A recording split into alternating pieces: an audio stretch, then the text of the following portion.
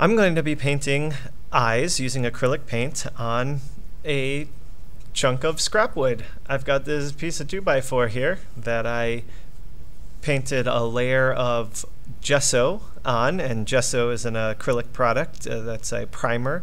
You can paint it onto a lot of different surfaces: wood, paper, cardboard, canvas, of course.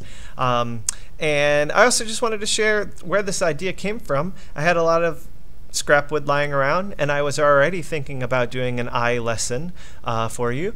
And so I was walking my dog, and those two ideas combined in my head, using the material that I had lying around, this wood, and the painting the eyes. So whoop, those came together, and I'm going to paint eyes on this chunk of wood for you. So I'm going to start by sketching the eyes onto my block of wood.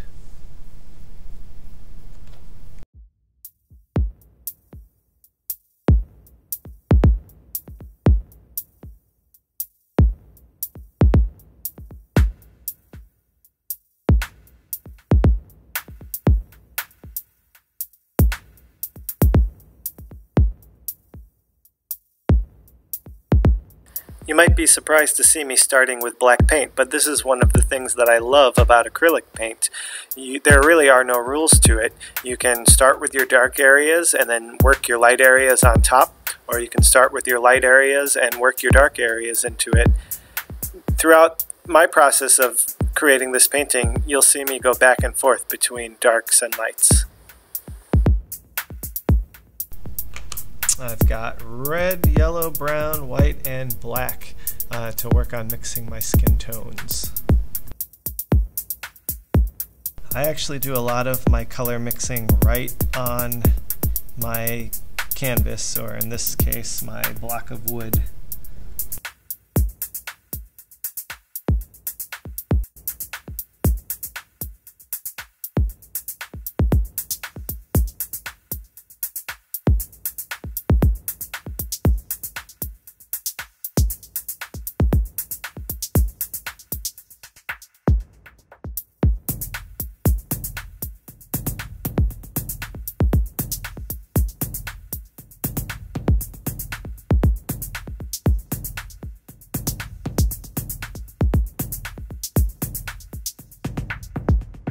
Working with acrylic paint or tempera paint is a process of putting down layers. The edges of each layer should overlap just a little bit. So in this case, the skin tones are overlapping the edge of the frames, and then later the frames will again overlap on top of the skin tone.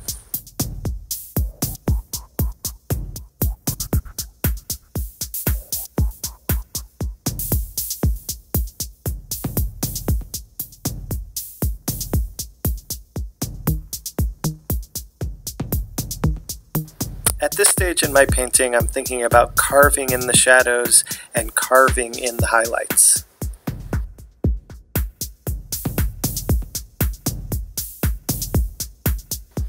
There's nothing quite like the feeling of freedom when I'm painting. I have nothing to worry about. If I make a mistake, I'll just let it dry and paint another layer right on top of it.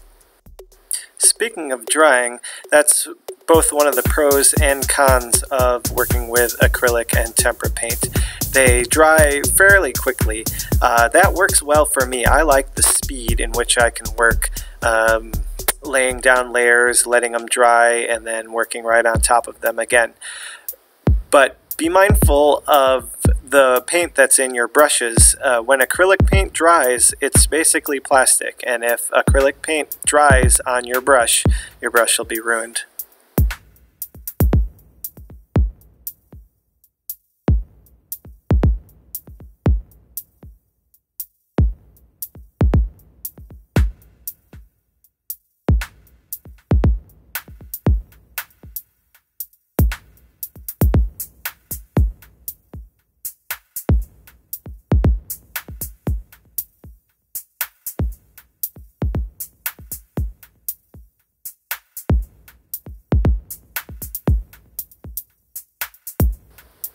beginning of this painting process, I was using large, broad strokes. Now that I'm getting into more of the detail work, I'm using much smaller strokes and a much smaller brush, and also using a stippling technique, which is, you'll see me putting down all the little layers of dots. The little dots are stippling.